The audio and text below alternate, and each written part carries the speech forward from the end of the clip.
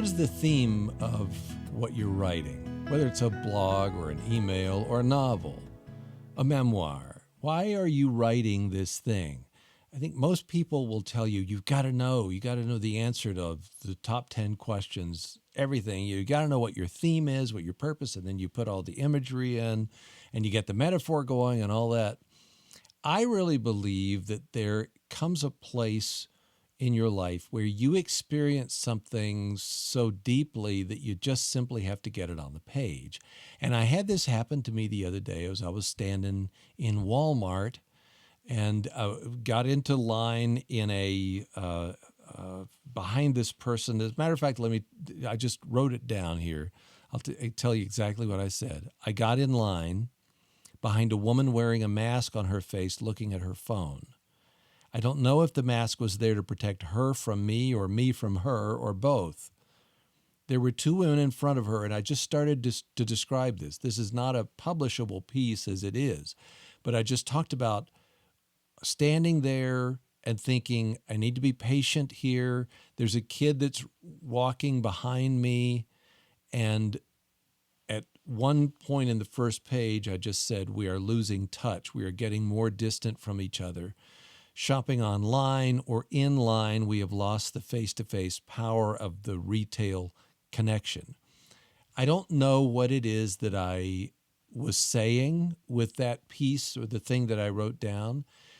I think probably what I really was going for is the lady behind me, the young mom behind me, who put on the conveyor belt next to me 2 windshield wipers and a moving box and a bunch of other stuff from the hardware department. And I was thinking, why is she buying this? What is going on in her life with this young girl in the cart and a probably 6 or 7-year-old boy in front of the cart? And I started to get into, this is what can happen when you get into a Walmart line where you're self-checkout and it's longer than you want it to be. You just start thinking of all these things. Who are these people and what are they going through? And the import of this, the thing that struck me, was that I hold back from talking to people in stores, even though I've tried to make a connection with them. In the past, it has just gone south. They don't get my humor, they don't understand, and so I hold back. But this time I didn't hold back. She had, her daughter was screaming, I want soda, I want soda, I want soda. And everybody in line and 10 lines around us, they were listening to this little girl. And to me, it made me think about my own kids. And, that you had to gauge the pain of walking into a store with your kids because you knew you were going by the toy aisle at some point, and at some point you had to check out and you had to go by the candy, and all that kind of stuff. So I was just reliving some of the struggles as a young dad and trying to navigate that. And then everything was quiet back there. And I turned around and looked, and she had this furry, fuzzy thing in a box, and she was holding it.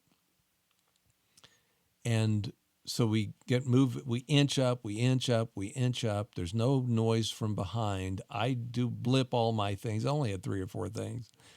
And I turned and looked, and the mom was putting the furry thing in the box on the shelf behind me where the baseball, football cards are and all of the fantasy things.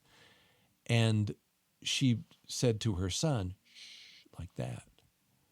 And it was just this moment of seeing her surreptitiously take this thing. And as I put my credit card in, I didn't look at her at all. I just put the credit card in and I said, I saw that. That was pretty slick. And I didn't look at her. And she said, it was $25. I can't afford that. And I said, I get it. And then I said one other thing, just to kind of make this connection. But I've thought about that interaction since then.